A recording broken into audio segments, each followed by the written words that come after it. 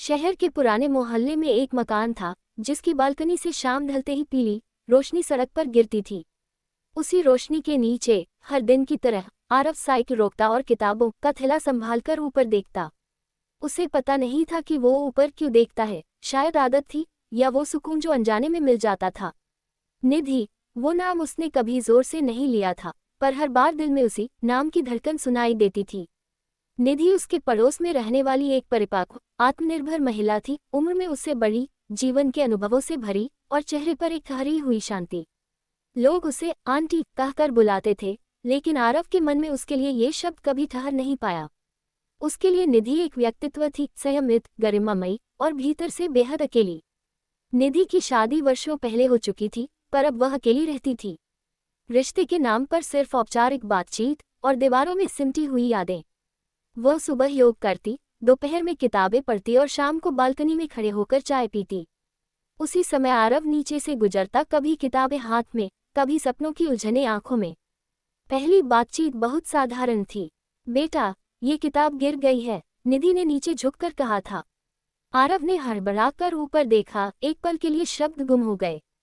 उसने मुस्कुराकर धन्यवाद कहा और आगे बढ़ गया। पर उस शाम उसने पढ़ाई नहीं की। दिमाग में बस वही आवाज गूंजती रही, नर्म, सधी हुई, किसी पुराने गीत जैसी। दिन बीतते गए, बातचीत बढ़ी, कभी मौसम पर, कभी किताबों पर।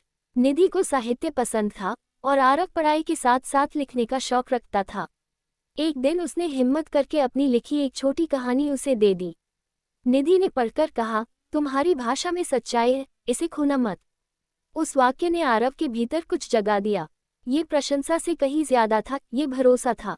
धीरे धीरे मुलाकातें तय समय पर होने लगीं। बालकनी और नीचे की सीढ़ियां एक अदृश्य पुल बन गईं। लोग आते जाते रहे, पर उन दोनों की बातचीत अपने भीतर एक अलग दुनिया रचती रही। निधि के मन में भी उथल पुथल थी।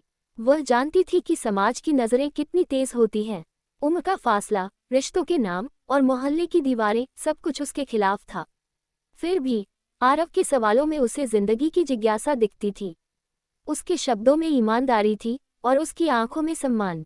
एक शाम बारिश होने लगी। आरव बालकनी के नीचे खड़ा भीग रहा था। अंदर आ जाओ, निधि ने कहा। वह हिचकिचाया, फिर सीढ़ियां चढ़ गया। कमरे में किताबों की खुशबू थी, खिड़की से आती बारिश की आवाज और बीच में एक खामोशी जो असहज नहीं थी बल्कि सुरक्षित लगती थी। उन्होंने चाय पी। बातों में अतीत खुला। निधि ने बताया कि कैसे रिश्ते टूटते नहीं, बस थक जाते हैं।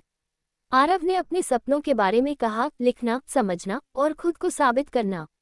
उस दिन कोई वादा नहीं हुआ, कोई इजहार नहीं, पर दोनों जानते थे कि कुछ बदल चुका है। इसके बाद दूरी भी आई। निधि ने खुद को सीमित करना शुरू किया। उसने बालकनी में कमाना शुरू किया। आरव ने भी महसूस किया कि उसकी पढ़ाई पर असर पड़ रहा है। दोनों अपने अपने डर से जूझ रहे थे।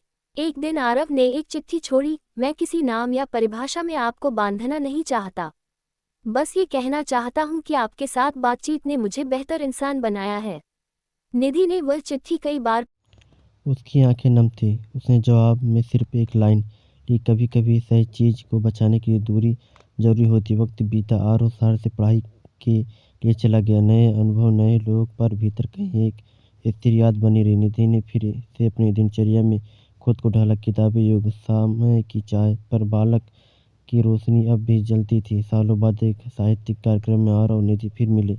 इस बार सामने कोई दुविधा नहीं थी, बस दो एक सपने अपने सफ़र से लौटे हुए। आरव अब एक लेखक था। निधि की आंखों में गर्व था। उसने मुस्कुराकर हाथ मिलाया। कोई पुराना सवाल नहीं, कोई शिकायत नहीं, बस एक समझ कि कुछ रिश्ते पूरे होकर नहीं, सही समय पर थमकर अमर हो जाते हैं। और जब वे अलग हुए तो दोनों जानते थे उनकी कहानी शोर में नहीं, खामोशी में पूरी हुई है।